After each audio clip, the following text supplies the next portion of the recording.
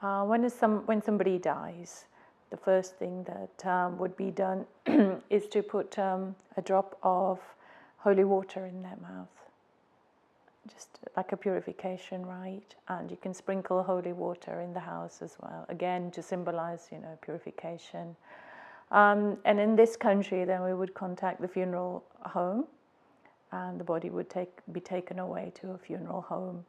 When people find out that there's been a death in the family, friends, family, relatives, everybody would come to the house to pay their respects.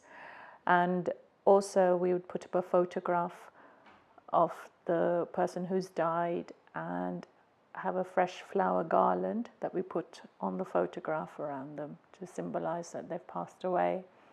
And we'd also light a divo, which is a little lamp made from a cotton wool wick and some ghee, and that would be kept going continuously, so we'd keep adding ghee to it to keep it going. Throughout this period of mourning, people would sing bhajans, which are holy songs, or recite prayers or chant mantras. The day before the funeral, the immediate family members go to the funeral home. They can either help to dress the body in new clothes or a new cloth, but generally new clothes nowadays. And also wash the deceased feet as well, as a mark of respect. This is usually done by the close members of the family, the children, maybe husband, wife. Hindus would tend to be cremated. They don't believe that the body needs to be kept for resurrection on Judgment Day. We don't believe in that. We believe the body is just a vehicle for the soul. So it's the soul that is eternal. In the morning, the body is brought to the house, and close relatives and friends would be there. A priest performs a puja, which is like a worshipping ceremony. There's a white cloth that's laid on the floor, and then the coffin would be stood on that. And people can come and pay their respects. They can circumambulate the coffin, place flowers, they may bow and touch the feet. At the crematorium, the priest would say final prayers, and then if people want to make speeches, they can do so there. And then once the curtain is closed, the older son or sons and maybe the close members again are invited to go and press the button that would ignite the fire for the body, because in India it's the eldest son who actually ignites the fire with using, because in India it's an open cremation with wood, sticks, etc. So he would actually ignite the fire there. Died on the 12th and the 13th day.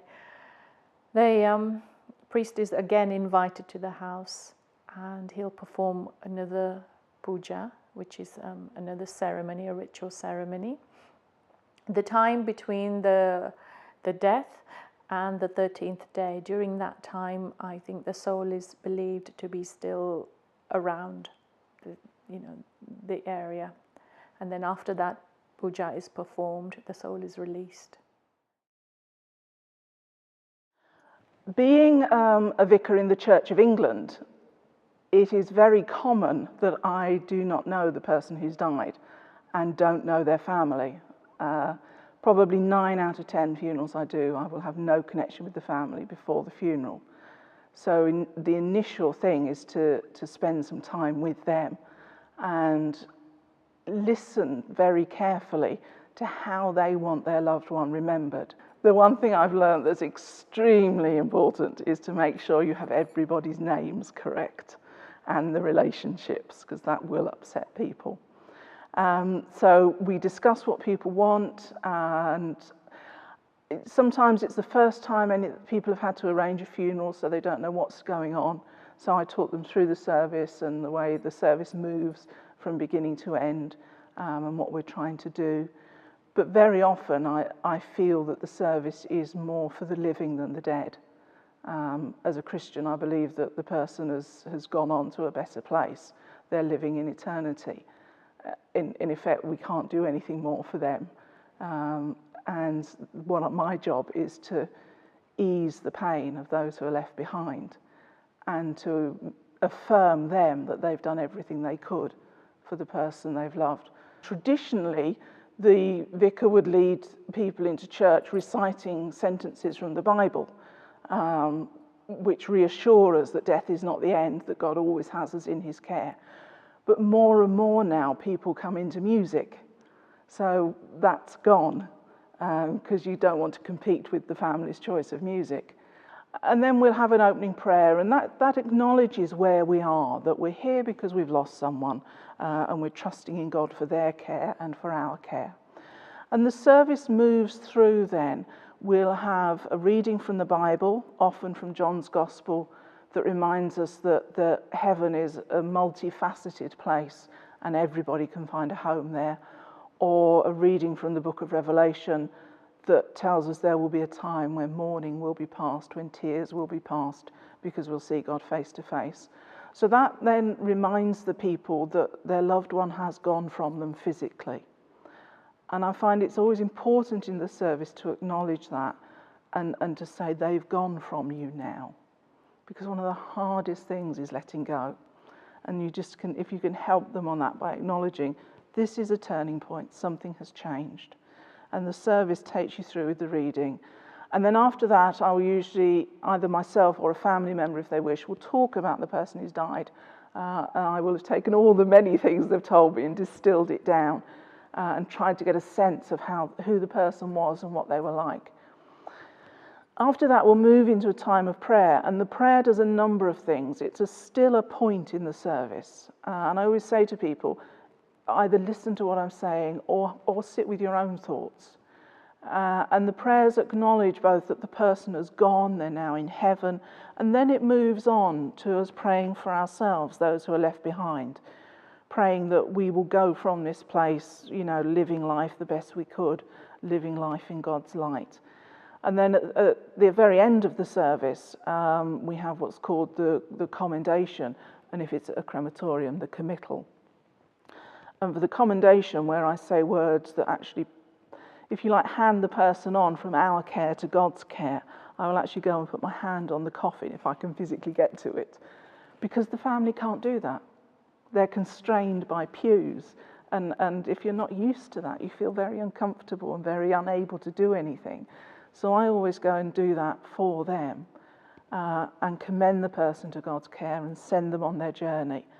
And then the final act is to commit them in a crematorium to be burnt or at a burial to the ground. And then I send everybody away with God's blessing. So we move from, this is what we're here for. These are the words of reassurance that your loved one is safe and cared for. We commend them to God's care in the prayers. We acknowledge that we will need God's help to go on from here, but life does go on and we are going on.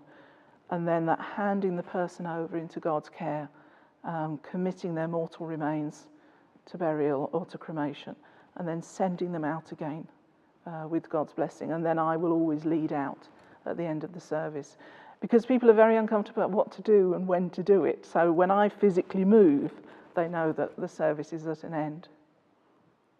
One particular thing I have noticed is in a crematorium, it was usual, certainly when I started in ministry, that the curtains would always close around the coffin at the end of the service when I said the words of the committal. But more and more now, people are wanting them left open. And I think it just shows how difficult it is to say goodbye. And I always feel that, I just don't know whether it's easier to walk away leaving the coffin in view or to see them disappear and then walk away. But I've noticed that that's a big change in the last few years. Yeah. What's really lovely is I think people feel much more at ease now in asking for music that's personal to them. I think before, traditionally in the church, you got what you were given. Whereas now people are able to say, well, so-and-so loved the Beatles, the Rolling Stones, Django Reinhardt. We'd like some of that music played, and we can do that. And sometimes family members will have written a poem, and I will read it because it's too difficult for them to do. So that tends to be how people express the personality of the person who's gone.